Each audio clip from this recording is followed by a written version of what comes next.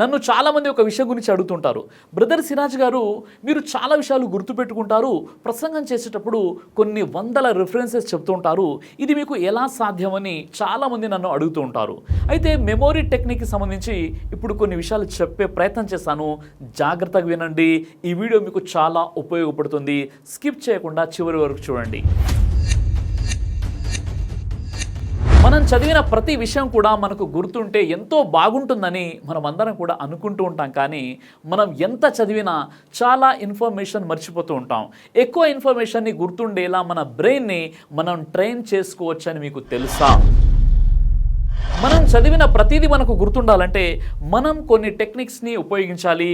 ఈ వీడియోలో ఆ టెక్నిక్స్ ఏంటో ఇప్పుడు మనం తెలుసుకునే ప్రయత్నం చేద్దాం. ఇప్పుడు నేను చెప్పబోయే కొన్ని టెక్నిక్స్ని ఉపయోగించి మన మెమొరీని మనం ఎలా ఇంప్రూవ్ చేసుకోవచ్చో ఇప్పుడు మనం చూద్దాం. Concentration is the key. చదివేటప్పుడు ఏకాగ్రత అనేది చాలా ముఖ్యమైనటువంటి అంశము. మనందరికీ కూడా ఏమనిపిస్తుందంటే చదివే ప్రతిదీ మనకు గుర్తుంటే బాగుంటుందని అనిపిస్తుంది. అయితే ఏదైనా చదివేటప్పుడు ఆ టాపిక్ మీద తక్కువ కాన్సంట్రేషన్తో చదువుతారు, అందుకే ఇన్ఫర్మేషన్ మర్చిపోతూ ఉంటారు. ఈ రోజుల్లో కాన్సంట్రేషన్ తగ్గిపోవడానికి ముఖ్య కారణం మన చేతుల్లో ఉండే మొబైల్ ఫోన్లు. మనం తరచుగా వాడే పదం మల్టీ టాస్కింగ్.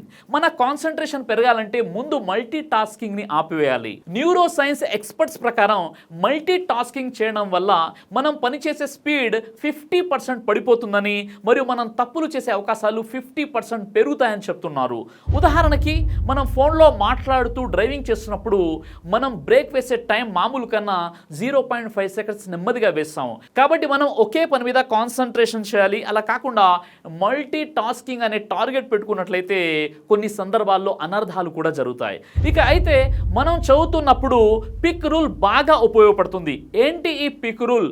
పిక్లో పి అంటే పర్పస్, అంటే మనం దేనికోసం చదువుతున్నామో, ఎందుకోసం చదువుతున్నాం అనేది పర్పస్ తెలియచేస్తుంది. ఉదాహరణకి మీరు కాంపిటేటివ్ ఎగ్జామ్లో సెలెక్ట్ అవ్వడానికి చదువుతుంటే అది మీ పర్పస్. ఒకసారి మీ పర్పస్ తెలుసుకున్న తర్వాత మీ ఐ అంటే ఇంట్రెస్ట్ ఏంటో తెలుసుకోవాలి. మీరు ప్రిపేర్ అవుతున్న సబ్జెక్టు కానీ కోర్సు కానీ మీకు నిజంగానే ఇంట్రెస్ట్ ఉందా లేదా క్లారిటీ అనేది ఉండాలి. ఎందుకంటే మీకు ఇంట్రెస్ట్ లేని సబ్జెక్ట్ని మీ బ్రెయిన్ అంత ఫాస్ట్గా యాక్సెప్ట్ చేయదు కాబట్టి. నెక్స్ట్ సి అంటే క్యూరియస్. మీరు ఏదైతే చదువుతున్నారో దాని మీద మీకు ఆసక్తి ఉందా లేదా అనే విషయాన్ని ముందుగా మీరు నిర్ధారణ చేసుకోండి. మీ పర్పస్, మీ ఇంట్రెస్ట్, మీ క్యూరియాసిటీ లెవెల్స్ బ్యాలెన్స్గా ఉంటే మీరు చదివే ప్రతి విషయం కూడా మీకు గుర్తు ఉంటుంది. ఆ తర్వాత మీరు చేయాల్సిన పని ఏంటంటే యూజ్ యువర్ క్రియేటివిటీ. మీరు ఎప్పుడైనా ఏదైనా పుస్తకం చదువుతున్నప్పుడు ఒక పేజ్ చదివిన తర్వాత నెక్స్ట్ పేజ్కి వెళ్ళగానే ముందు పేజీలో ఏం చదివాం అనేది మర్చిపోతారు. చాలా మందికి ఇలా జరుగుతూనే ఉంటుంది. మనం చదివింది మనకు బాగా గుర్తుండాలంటే మన క్రియేటివిటీలో మన మైండ్లో బొమ్మలాగానో చిన్న చాట్ లాగానో ఏదో ఒక రూపంలో గుర్తు పెట్టుకోవాలి.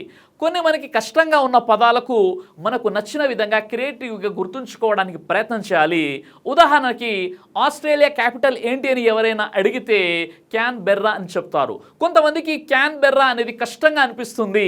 అలాగని మీకు అనిపిస్తే మీరు ఏం చేస్తారంటే మీ క్రియేటివిటీ యూజ్ చేయండి. ఎలా అంటే ఇప్పుడు మీకు ఆస్ట్రేలియా అనగానే మీకు ఏం గుర్తొస్తుంది? 99% మందికి కంగారో అనే యానిమల్ గుర్తొస్తుంది. ఇప్పుడు మీ మైండ్లో ఉన్న ఆ కంగారో చేతిలో బెర్రీ పళ్ళు పట్టుకొని తింటుంది అనుకోండి, కంగారో ఈటింగ్ బెర్రీస్. ఇప్పుడు మీ జీవితంలో ఆస్ట్రేలియా క్యాపిటల్ క్యాన్బెర్రీ అనేది మర్చిపోరు ఎప్పటికి కూడా. ఇక్కడ మెయిన్ ఐడియా ఏంటంటే మనకి ఆల్రెడీ తెలిసిన ఇన్ఫర్మేషన్ని క్రియేటివ్గా వాడుకొని తెలియని ఇన్ఫర్మేషన్ని కనెక్ట్ చేసుకుంటున్న ఈ టెక్నిక్ ప్రాక్టీస్ చేయడానికి కొంచెం సమయం పట్టినా ఇన్ఫర్మేషన్ గుర్తుపెట్టుకోవడానికి ఈ టెక్నిక్ మీకు చాలా బాగా ఉపయోగపడుతుంది. ఆ తర్వాత మనం చేయవలసింది సి మెథడ్. మనం ఇన్ఫర్మేషన్ని గుర్తుపెట్టుకోవడానికి సి మెథడ్ కూడా ఉపయోగించవచ్చు. ఏ ఇన్ఫర్మేషన్ అయినా మన బ్రెయిన్లోకి వెళ్ళాలంటే మన సెన్స్ ద్వారానే వెళ్ళాలి. ఇక్కడ ఎస్ అంటే సెన్స్. ఉదాహరణకి మీరు ఒక గుర్రాన్ని గుర్తుపెట్టుకోవాలంటే మీ మైండ్లో ఒక ఇమేజ్ని క్రియేట్ చేసుకుంటారు. ఈ అంటే ఎగ్జాజిరేట్. మామూలు గుర్రం కంటే కొంచెం వెరైటీ లుక్ రంగు ఉన్న గుర్రాన్ని మీ మైండ్లో ఎగ్జాజిరేట్ చేసుకుంటారు. అదేవిధంగా సిలో రెండో ఈ అంటే ఎనర్జైజ్. ఇప్పుడు మీరు తయారు చేసుకున్న ఇమేజ్కి ఒక పని ఇవ్వండి, అది పరిగెడుతున్నట్లు లేకపోతే ఏమైనా చేస్తున్నట్లు మీ మైండ్లో ఒక ఇమేజ్ క్రియేట్ చేసుకోండి. ఈ విధంగా మనం మన క్రియేటివిటీని వాడుకోవచ్చు, మన మైండ్లో ఎటువంటి ఇన్ఫర్మేషన్ అయినా గుర్తు పెట్టుకోవచ్చు. ఇలా చదివితే ఎలాంటిదైనా 100% గుర్తుంటుంది. ఛాలెంజ్ చేసి చెప్తున్నాను. ఇప్పుడు మనకు ఎగ్జామ్స్ రాబోతున్నాయి. ఈరోజు మీకు ఒక ఫార్ములా ఇవ్వబోతున్నాను, మిమ్మల్ని యావరేజ్ స్టూడెంట్స్ నుండి బ్రిలియంట్ స్టూడెంట్స్గా మారుస్తుంది. ఈ ఫార్ములా సైంటిఫికల్గా కూడా ప్రూఫ్ అయింది. 80% రీసెర్చ్ దీన్ని ప్రూఫ్ చేసింది. చాలామంది స్టూడెంట్స్ ఈ ఫార్ములాని ఉపయోగించి యావరేజ్ స్టూడెంట్స్ నుంచి బ్రిలియంట్ స్టూడెంట్స్గా మారిపోయారు. ఈ టెక్నిక్ గురించి మనం డిస్కస్ చేద్దాం. ఇప్పుడు రిపీటెడ్లీ రీడింగ్ అనే పద్ధతి సరైంది కాదు. చాలామంది బట్టి పడుతుంటారు. ఇది చాలా కష్టం, దీనికి ఎక్కువ సమయం కూడా పడుతుంది. చదివింది గుర్తుండాలంటే ఏం చేయాలి? మనం చదివిన పేర్లను, పదాలను, ఇన్ఫర్మేషన్ని రీకాలింగ్ అంటే నెమరు వేసుకోవాలి, గుర్తు చేసుకోవాలి. దీనినే రిట్రీవల్ ఎఫెక్ట్ అంటారు. ఈ టెక్నిక్ మిమ్మల్ని యావరేజ్ నుండి బ్రిలియంట్గా మారుస్తుంది. ఎప్పుడైనా ఏదైనా ఒక ఇన్ఫర్మేషన్ మెమరీలోకి వెళ్ళినప్పుడు దానిని మనం గుర్తు పెట్టుకునేందుకు ప్రయత్నం చేస్తూ ఉంటాం. అది మెమరీ నుండి బయటికి వచ్చేస్తుంది, మళ్ళీ ప్రయత్నం చేస్తాం, మళ్ళీ బయటికి వచ్చేసింది. లోపలికి వెళ్ళడం, బయటికి రావడం, ఈ ప్రాసెస్నే రిట్రీవల్ ఎఫెక్ట్ అంటారు. ఈ రిట్రీవల్ ఎఫెక్ట్ వల్ల ఇన్ఫర్మేషన్ బాగా గుర్తుంటుంది మరియు అవసరమైనప్పుడు గుర్తు వస్తుంది కూడా. చాలా మంది స్టూడెంట్స్ గంటల కొద్ది చదువుతూ బట్టి పడుతుంటారు, అందుకే ఎక్కువగా గుర్తుండవు. అందుకే వారిది యావరేజ్ పర్ఫార్మెన్స్ ఉంటుంది, కాబట్టి వారి రిజల్ట్స్ కూడా యావరేజ్గానే ఉంటాయి. ఇప్పుడు మనం తెలుసుకుందాం ఈ రిట్రీవల్ ఎఫెక్ట్ ఎలా ఉపయోగపడుతుంది. ఒకటి, రీడ్. ముందుగా ఏదైతే చాప్టర్ ఉందో దాన్ని చదవాలి.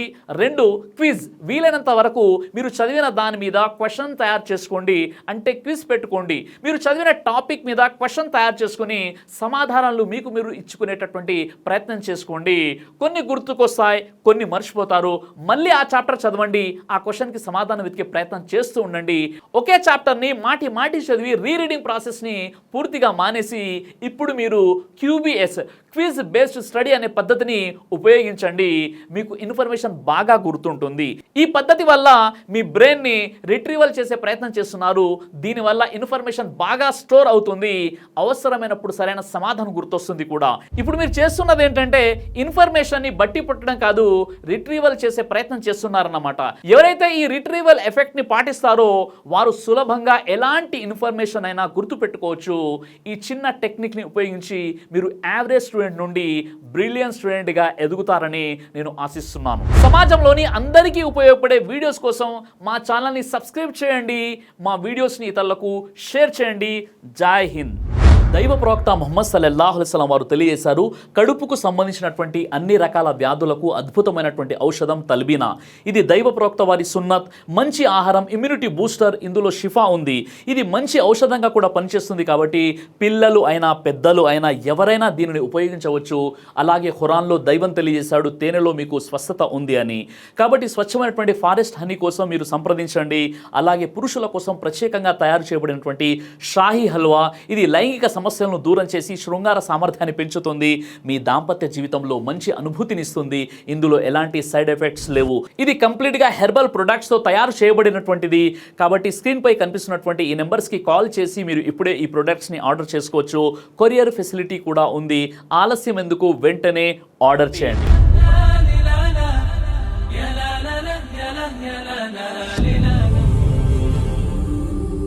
బ్రదర్ సిరాజ్ అని యూట్యూబ్ ఛానల్ని మీరు సబ్స్క్రైబ్ చేసినట్లయితే ఇన్షాల్లా దేవచిత్తం అయితే మీకు వీడియోస్ వస్తుంటాయి. అదేవిధంగా బ్రదర్ సిరాజ్ అనేటటువంటి ఫేస్బుక్ని కూడా లైక్ చేయడం వల్ల మీకు వీడియోస్ వస్తుంటాయి.